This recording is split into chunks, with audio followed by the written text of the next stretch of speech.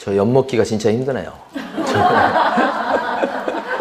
저도 이빨이 무실해 놓아서 뿌듯뿌듯 깨먹을 수도 없고 막 거의 빨아먹어야 되는 상태인데 이빨 빠지면 어떡해요 또.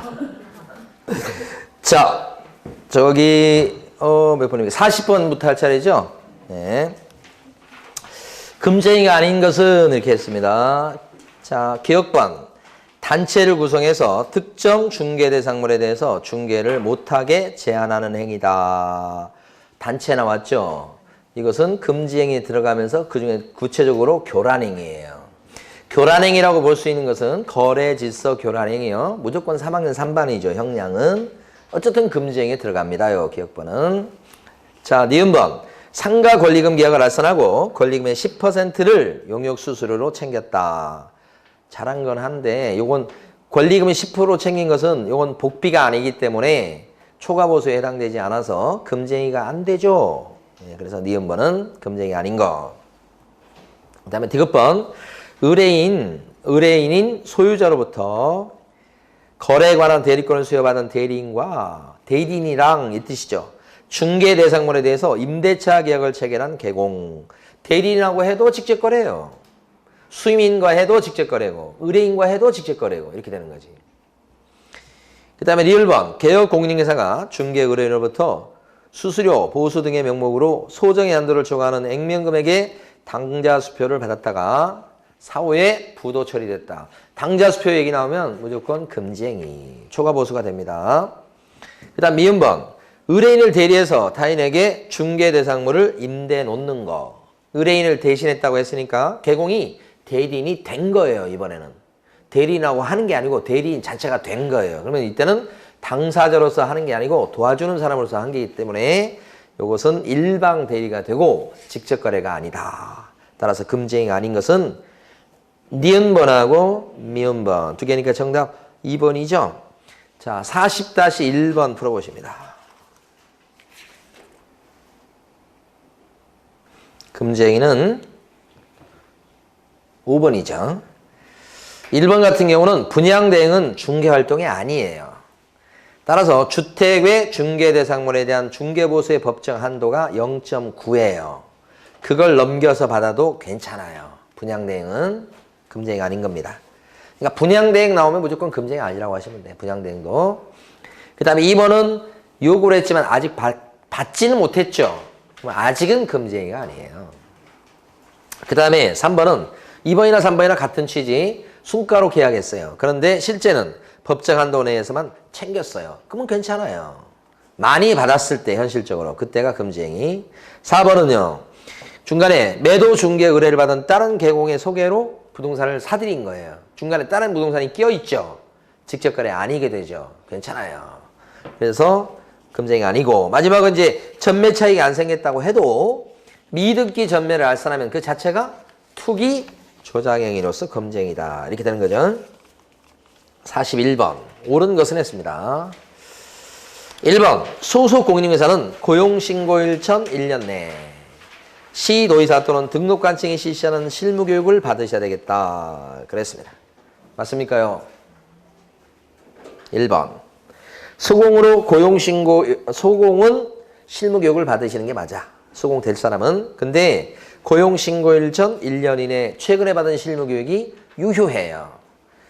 그런데 그 실무교육의 실시권자는 시도지사만 되죠. 따라서 등록관청이 뒤에 끼어 나오면 틀리는 거예요. 그러니까 실무교육이나 연수교육은 시도지사가 실시 권한이 있다는 거. 등록관청 넣으면 안 되고 이렇게 등록관청이 뒤에 나오는 것은 직무교육이라는 거. 직무교육이 그렇고 그걸 혼동하시지 않아야 되겠다. 2번. 직무교육 대상자는 소공 및 보조원이다.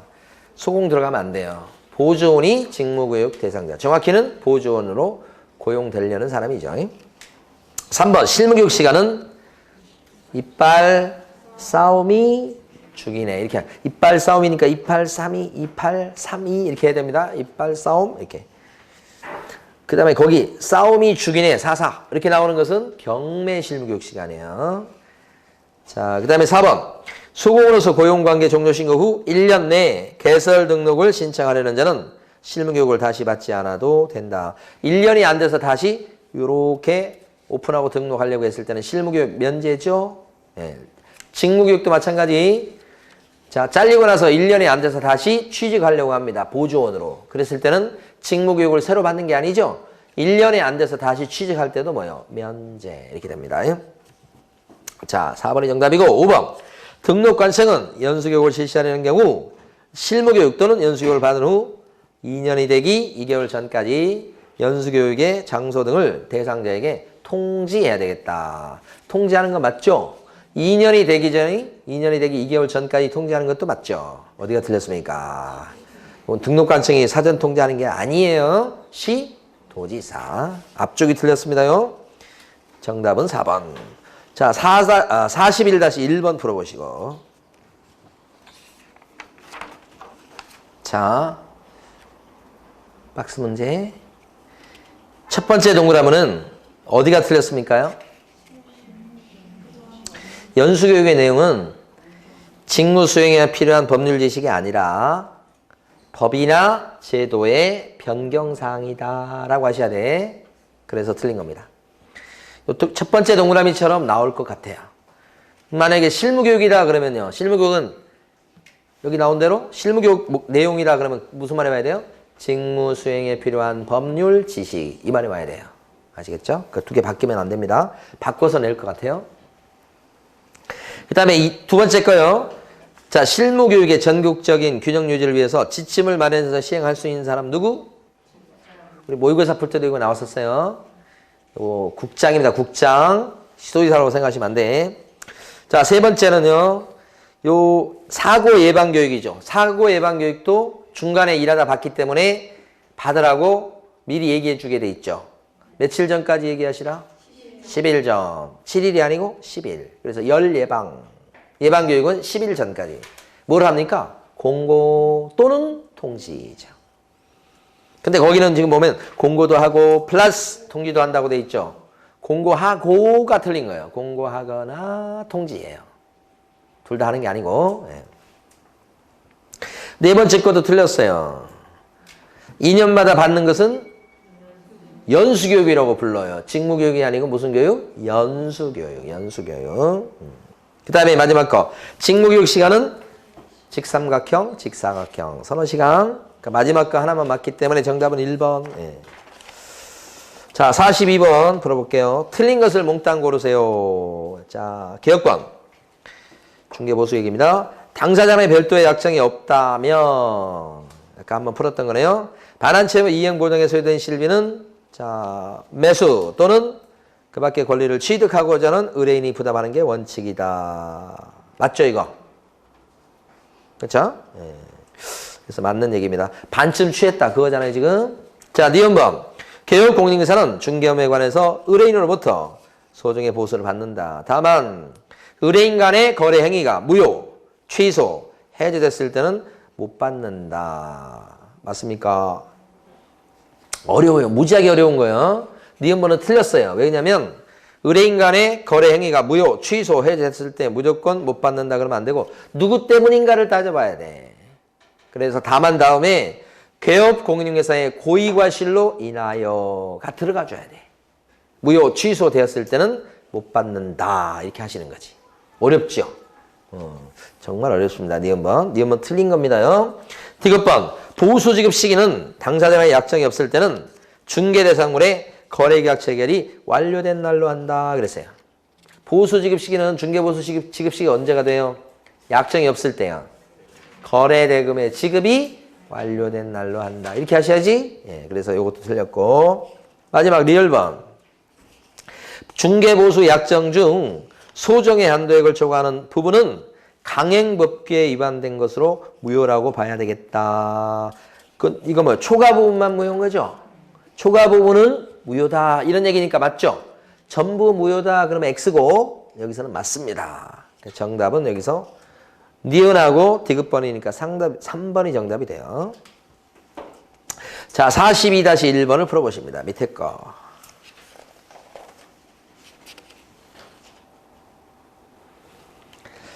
자, 42-1번 문제는 그중에 답은 이제 5번이고요. 여기서 보면 이제 1번 지문을 의외로 모르시더라고요. 1번은 기출지문에 나왔던 거 그대로인데 원래 보수는 쌍방한테 각각 받습니다. 그러니까 앞쪽은 맞아요. 그런데 뒤쪽에 보면 쌍방으로부터 받을 수 있는 한도는 그랬죠. 그 한도 얘기가 나오면 그 앞에는 반드시 1방이 와야 됩니다. 그러니까 1방한테 받을 수 있는 한도는 매매교환이 1,000분의 9고 임대차 등은 1,000분의 8인 거예요. 그 한도가 0.9, 0.8을 얘기해요. 근데 그게 다 한쪽한테 받을 수 있는 한도를 의미해요. 그래서 여러분 복비 계산할 때 0.9, 0.8 이거 곱한 뒤에 나온 금액이 있으면 거기다가 총 금액을 문제에서 물어봤다면 곱하기를 하는 이유가 중개보수는 양쪽한테 받는 거지만 각각 0.9나 0.8 같은 한도는 정한 요율은 한쪽에 대한 한도를 정해놨기 때문에 계산해서 나온 금액은 한쪽 금액이야. 그래서 마지막에 곱하기를 하는 이유가 그것 때문이죠. 그래서 일방 한도. 한도란 글자가 있으면 앞에가 반드시 무슨 말을 봐야 됩니까? 일방. 그래서 1번을 많이 틀리시더라고. 1번이 틀린 지문이에요. 맞다고 생각하시는 경우 많아. 그 다음에 2번은 쉽죠.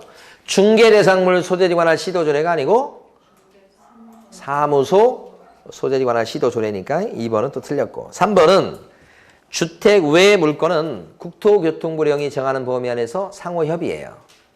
시도조례표가 없지요. 주택 외 물건은 4번 주택의 물건에 대한 보수는 거래의 종류가 뭐 예를 들어서 거래 종류가 매매냐 교환이냐 임대차냐 뭐 지상권 설정이냐 가리지 않고 금액이 1억이냐 2억이냐 10억이냐 100억이냐 가리지 않고 0.9라고 하셔야 되지. 하나다 이거지. 4번 지문에 지금 지문에 주택 외 중개상물의 경우는 최고 요율이 다르다고 그랬는데 같다고 봐야 됩니다. 근데 이제 정확히 얘기하면 4번 지문은 그 주거용 오피스텔 빼고 얘기하는 거예요. 그래서 4번 지문에 토지나 상가, 공장을 옆에다 적어주세요. 약간 오류가 있는 겁니다. 그게 4번이 상가, 공장, 그 다음에 토지 이렇게 나왔을 때 4번이 완벽하게 맞는 거예요.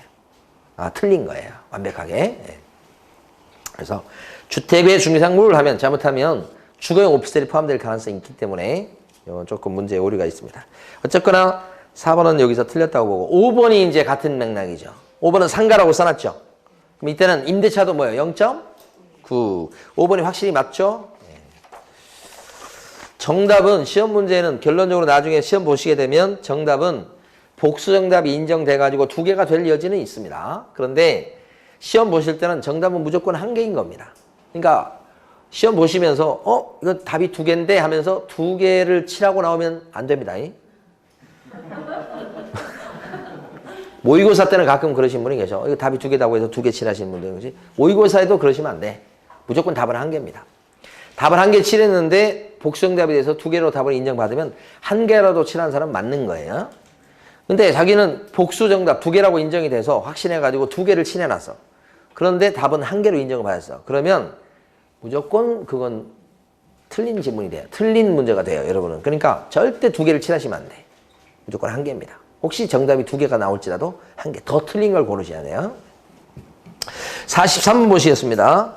보수 계산에 관한 기준 설명 중 옳은 것은 1번 교환 계약을 체결을 중개했을 때는 보수 산정을 위한 거래 가액은 교환이니까요. 고액의 중개 대상물 가액을 거래 금액으로 삼습니다. 그런데 거기는 틀린 이유가 고액의 중개 대상물 가액에다가 보충금을 더한다는 표현을 써놨죠. 지금 더하는 거 아닌데 그죠? 보충금 더하지 않습니다. 보충금 뭔지는 아시죠? 더하지 않고 그냥 고액 기준입니다. 그 다음에 2번 동일한 중개상물에 대해서 동일한 당사자 간의 매매를 포함해서 둘 이상의 거래가 동일한 기회에 이루어졌다. 이렇게 되면 그때는 매매를 포함해서 한꺼번에 2장의 계약서를 쓴 거예요. 그때는 매매 계약에 관한 금액만을 거래 금액으로 한다. 이렇게 보셔야지. 2개 합치는 게 아니고 합쳤다고 해서 그거 틀린 겁니다. 3번 아파트 분양권 매매를 중개했을 때 거래 가액이라 하면 당사자가 거래 당시에 수수하게 되는 총 대금을 거래 가격으로 본다. 아파트 분양권 요게 맞는 얘기고 근데 조심하셔야 됩니다. 여기서 얘기한 총 대금이라고 하는 것은 판례가 표현한 건데 이건 총 분양 대금이 아니에요.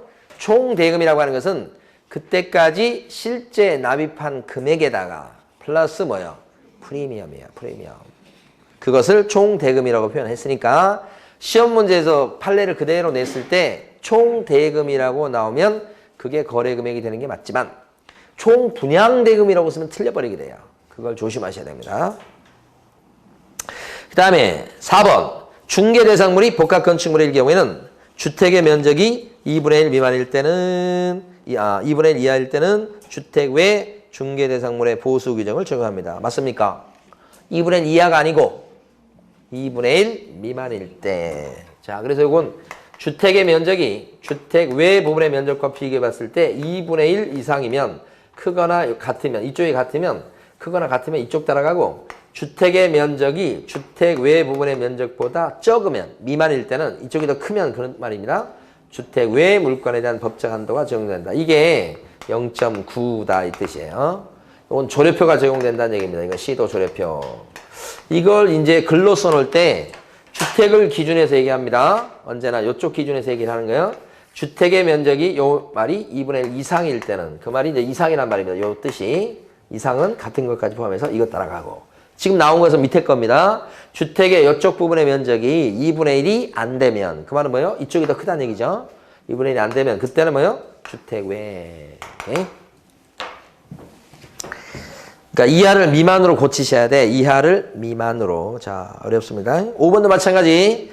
임대차 중 보증금 외에 차임이 있을 때는 월 단위 차임액에다가 100을 곱한 금액을 원래 보증금에 합산한 금액을 거래금액으로 하는데 다만 합산한 금액이 5천만 원 뭐일 때?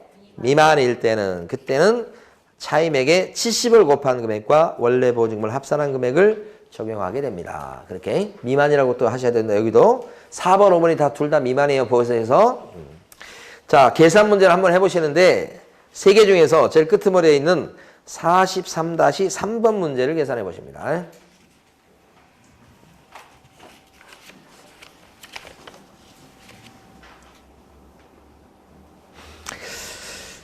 자, 여기서는 일단 주거용 오피스텔이냐 업무용 오피스텔이냐를 구별할 줄 아셔야 됩니다. 밑에 그 가로 안에 보면 건축법령상 업무시설로 이렇게 돼 있다고 해서 업무용이라고 생각하시면 안 돼. 이 주거용 오피스텔 기준은 네 가지를 갖춰야 됩니다. 그게 85명 부하에 목을 쳤다 이거고 업무용 오피스텔이다 이렇게 되면 그때는 이 네 개 중에 하나라도 못 갖춘 거. 여기서는 지금 면적이 90제곱미터니까요. 무조건 업무용입니다. 나머지 세 가지를 갖춰도. 그러면 이때는 이제 0.9가 적용된다는 거죠. 근데 여기 이제 복비 월세 조건이 2천에 30인 거예요. 보증금 2천에 월세 30은 환산하면 월세 곱하기 100 더하기 원래 보증금 하면 5천 나와요. 그럼 5천만 원 나오면 그 5천만 원 요거실 때는 곱하기 70으로 다시 계산하냐를 물어보는 거예요. 안 하죠. 그럼 가던 길 그대로 가요. 그럼 5천만 원 곱하기 0.9예요. 아까 계산해 놨죠, 이거. 얼마요? 45만 원이고 한도액은 없는 겁니다, 이건. 주택의 물건은 한도액이 없어요. 조례표가 없기 때문에. 그러면 요게 일방한테 받을 수 있는 복비다. 그죠? 요 0.9 이것은 아까 일방 한도라고 그랬잖아, 일방. 그러니까 이게 뭐예요? 45만 원 한쪽에 받는 돈. 자, 문제에서 묻고 있는 건 일방입니까? 쌍방 총액입니까요? 일방, 갑으로부터 받을 수 있는. 그러면 정답은 45만 원. 쌍방을 물어봤다면 뭐예요? 90만 원 되겠죠? 자, 44번 문제 보시겠습니다. 자격 취소 및 정지에 관한 기준이다. 틀린 것은 모두 몇 개인가? 자, 개혁번. 자격 취소 처분 및 자격 정지 처분은 자격증을 교부한 시 도의사 또는 사무소 소재에 관한 시 도의사가 행한다. 취소나 정지는 누가 하죠? 교부했던 시 도의사가 하는 겁니다. 교입니다. 교. 그러면 사무소 소재에 관한 시 도의사는 취소나 정지 권한이 없지요. 그러면 사는 뭐 하는 거예요? 필요한 절차를 모두 이행하는 데고요.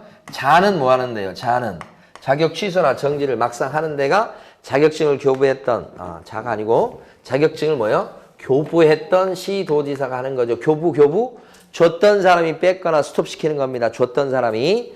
그래서 여기는 취소나 정지를 하는 데고 여기 교부는 요 사는 필요한 절차를 모두 이행하는 데고 그러니까 막상 여기는 취소나 정지 권한이 없기 때문에 1번 X. 그 다음에 2번, 니은번. 사무소 소재에 관한 시 도의사는 자격 취소 및 자격 정지 처분을 모두 이행한 후 자격증을 교부한 시 도의사한테 통보한다. 그랬습니다.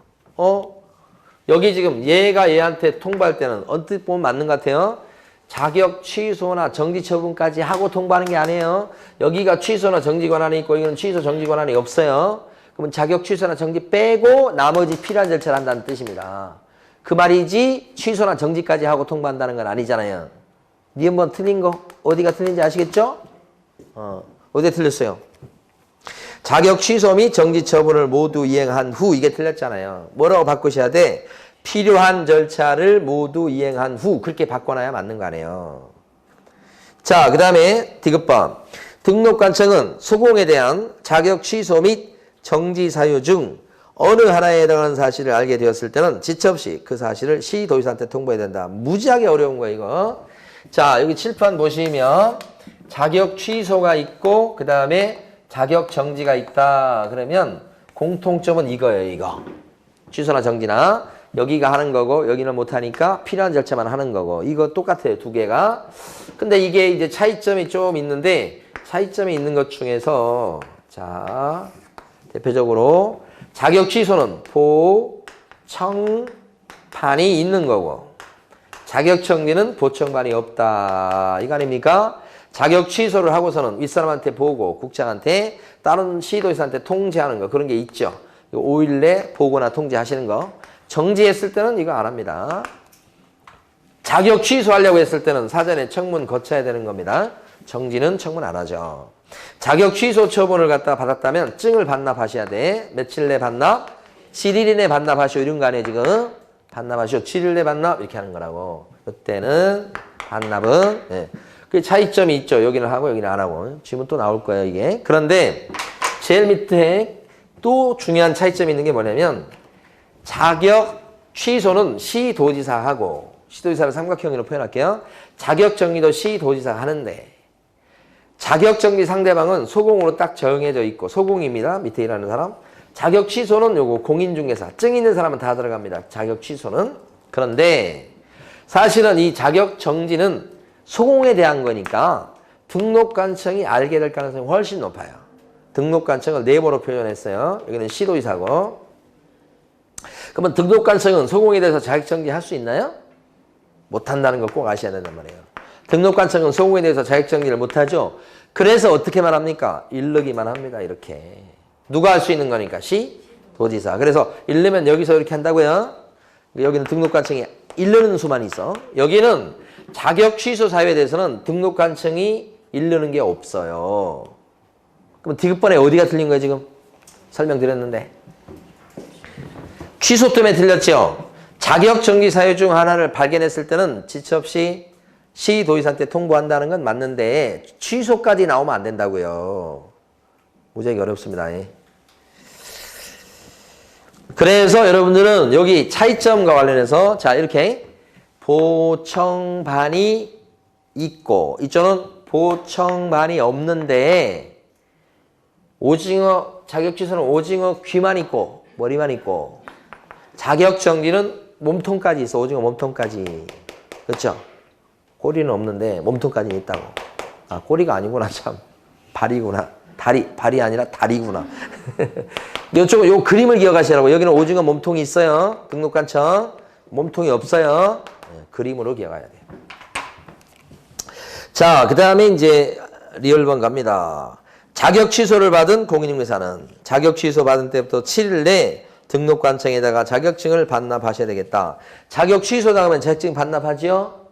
자격증이 없을 때는 사유서라도 내죠? 반납은 어디 가서 반납합니까? 반납. 등록관청에 반납하는 거 아니죠, 지금? 그래서 틀린 거죠? 누구한테 반납해요? 시도지사 중에서 구체적으로? 교배했던 시도지사. 여기가 취소를 했을 거니까. 그렇죠? 자격 취소한 시도지사. 교배했던 시도지사한테 반납. 이렇게 되는 거죠. 정확히는. 어떤 등록관청의 반납은 틀린 거, 확실하게. 자, 미음번은요. 공인중개사에 대해서 자격 취소 및 정지를 하고자 했을 때 시도지사는 청문해야 된다. 이렇게 나오면 정말 아주 깔끔합니다. 자격 취소는 청문하는 게 맞죠? 정지까지 같이 나왔죠? X. 예. 그러면 여러분들은 의심병이 있어야 돼. 자격 취소하고 정지가, 자격 취소, 정지가 같이 나오죠. 같이. 자격 취소 및 정지 처분 하면서 두 개가 같이 나오면 둘 다 맞는지 의심해 보셔야 돼. 같지 않는 게 이렇게 4개나 있죠. 같은 건 뭐만 같아요? 제일 위에 것만 같죠. 취소나 정지했을 때 다 통하는 얘기는 위에 거나 통한다고. 제일 위에 거나 맞고 나머지는 다 틀린 얘기 아니에요. 5번처럼 자격 취소하려고요. 자격 취소 및 정지하려고 했을 때 청문해야 돼. 그러면 취소는 맞지만 정지가 틀렸지. 자격 취소 및 정지 받은 사람은 자격증 반납해야 돼. 그러면 취소는 맞지만 반납이 정지가 틀렸잖아. 반납은 또 그렇잖아요. 그러니까 2개가 같이 나오면 의심을 해보시라. 응? 그 중에 맞는 것도 있고 2개 나와도 틀린 게 있고 뭐 2개 있을 건데 맞는 건 이거라고 이거. 2개 다 맞는 것은 이거. 어? 여기는 이거고 여기는 이거다. 필연 작전 여기서 하고 요리 알려준다. 이거나 2개가 다 맞는 게 공통된다고. 자, 정답은 다 틀렸기 때문에 정답은 5번이고요. 44-1번 풀어보십니다.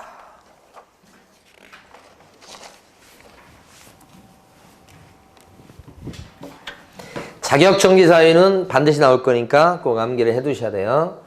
자정에 이소란 사람이 거금을 갖다가 확인하고서 날인해 줄 건데 날인을 안 했습니다. 이거죠. 그래서 전부 다 자격정지는 소공이 그랬다는 것이고 이중소독했다. 이 사람이 거짓 기재했다 또는 이중약서 썼다. 금쟁이 저질렀다. 7가지, 지금 14가지나 되죠. 금쟁이 저질렀다. 이렇게. 소공이 그랬다는 거. 확인 설명을 잘못했다. 소공이 그랬다는 겁니다. 소공이 설명 잘못했을 때는 500과가 아니고 자격정지다고 아까 문제 풀어봤었죠. 자격정지예요. 그 다음에 인장을 등록 안 했다. 자격정지. 소공 얘기입니다. 소공이 서명 및 날인할 걸 안 했습니다. 이것도 뭐예요? 자격정지죠. 정지. 자격정지 사유. 이때는 2가지 서류죠. 하나는 계약서, 또 하나는 뭐요? 확인 설명서. 2가지 서류만 도장을 찍을 의무가 있지요. 서명 및 날인. 그죠? 안 했다 2가지에 대해서. 그러면 이때는 자격 정지. 요것은 길어야 6개월이에요. 그런데 기준기간 정해놓은 거 있죠. 앞에 3개는 기준기간이 좀 길어서 6개월. 뒤에 3개는 기준기간이 3개월 이렇게 되죠. 여기서 자격정지 사유에 해당하는 것을 고르라고 그랬는데 기억번은요. 중개가 완성되기 전까지 등기사항 증명서 등 확인 설명의 근거 자료를 제시하지 않았다. 이게 무슨 얘기냐면 소공은 설명 의무가 있나요? 없어요. 그러니까 근거 자료 제시해가면서 설명해야 된다. 그런데 근거 자료를 제시 안 했다고 그래서 그죠? 다시 한번. 취득하고자 하는 의뢰인에게 중개가 완성되기 전까지 등기사항 증명서 등 확인 설명의 근거 자료를 제시 안 했다. 그러면 뭐예요? 이거네 이거. 설명할 의무는 없지만, 그죠? 설명을 갖다가 잘못하면, 이게 확인 설명을 어떻게 했다는 거죠? 잘못했다는 거죠.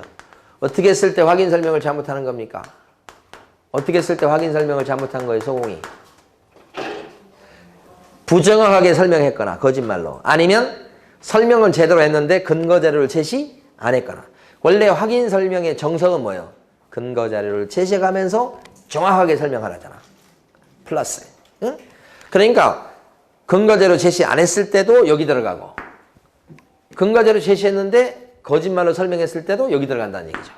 그게 1번이야. 1번. 그러니까 1번은 어떤 사유가 돼요? 자격 정지 사유. 기억번은 자, 니은번은요. 서로 다른 2개 이상의 계약서를 작성한 것은 여기 들어가죠? 이중계약서. 그러면 자격 정지. 디귿번요. 2개 이상의 사무소에 소공이 된 경우. 이거죠, 이거. 이중 소송. 이것도 정지사유. 자, 4번째. 확인 설명서를 교부하지 않는 거. 요런 게 심심찮게 나와요, 요새는. 확인 설명서를 교부할 의무가 있어요, 소공은? 확인 설명서를 작성하거나 교부할 의무는 전혀 없어. 보존할 의무도 없어. 있다면, 확인 설명서를 대신 써 주었다고 한다면, 확인 설명서에다 개공이랑 같이 서명 및 날인할 의무는 있지. 그리고 그걸 날인 안 하면 또 뭐예요? 자격 정지가 되겠지. 그 정도지 확인 설명서를 써줄 의무, 보존할 의무는 없으니까. 그래서 리얼번은 X. 정답은 4번입니다. 네.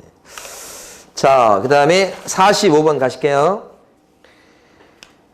중개사법령상 등록관청이 인지했다면 개업공인중개사 갑의 등록을 취소시켜야 하는 경우에 해당되지 않는 것은, 그러니까 절등치가 아닌 것을 고르라고 했습니다. 자, 1번.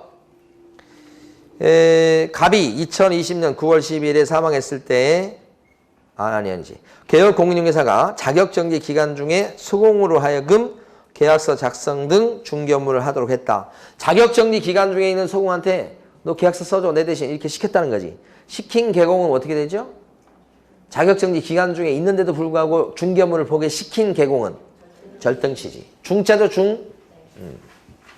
2번 법령을 위반한 갑에게 2018년 9월 10일에 400만 원 벌금이 선고된 경우 그래서 확정되었다고 됩니다. 중 3벌이잖아. 3벌. 300만 원 이상이면 결격자죠. 그럼 400만 원이니까 결격자 맞잖아요. 그러면 절등치지. 예. 3번 갑이 휴업 중인 2020년 9월 10일에 다른 개공인 사무실에서 소공으로 일하고 있다. 그러면 이건 이중 소송.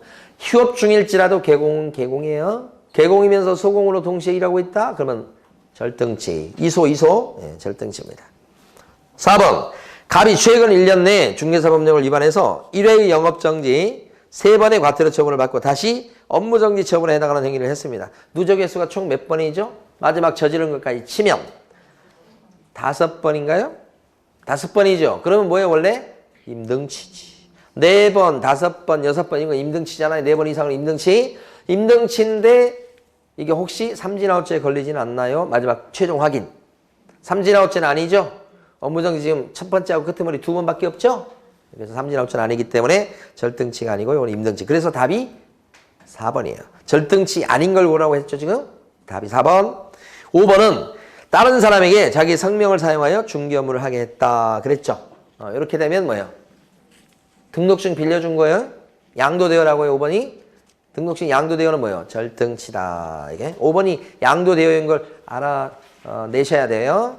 조문에 그렇게 써져 있어요. 양자만 나왔을 때 알아보시면 안 되고. 자, 45-1번을 풀어보십니다. 이걸 풀고 쉬겠습니다. 45-1번.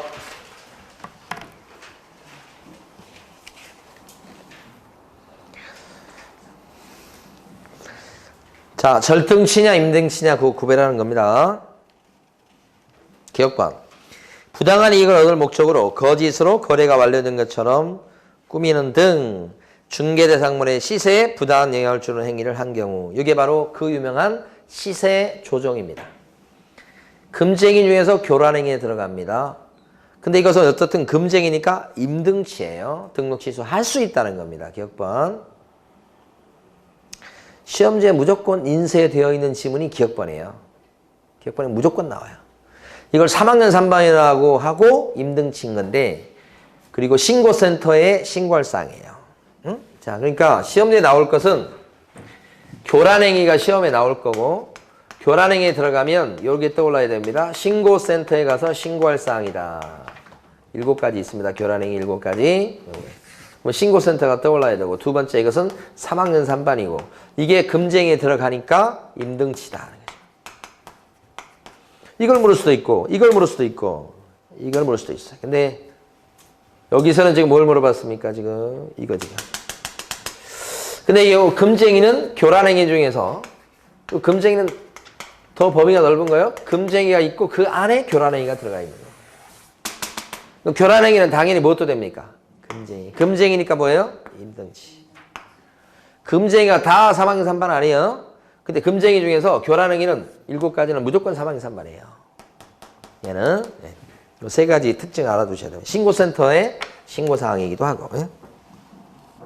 니은번 거래 금액을 거짓으로 규제했다. 거짜죠 거?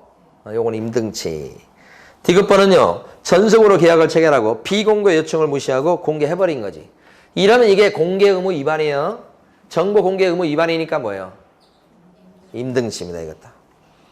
리얼번은 2회 영업정지 받고 과태료 1번 받고 다시 영업정지에 해당하는 행위를 했으니 4번 누적이죠. 리얼번은 4번 누적 아닙니까?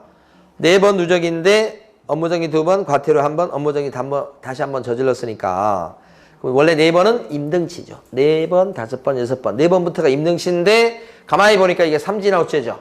삼진아웃죄는 업에다가 마지막에 다시 업무정지 받을지. 그쵸? 예, 그래서 삼진아웃죄니까 뭐로 바뀌어요? 절등치. 그러니까 리얼번은 절등치예요. 한 가지 조심할 것은 이거 절등치입니까?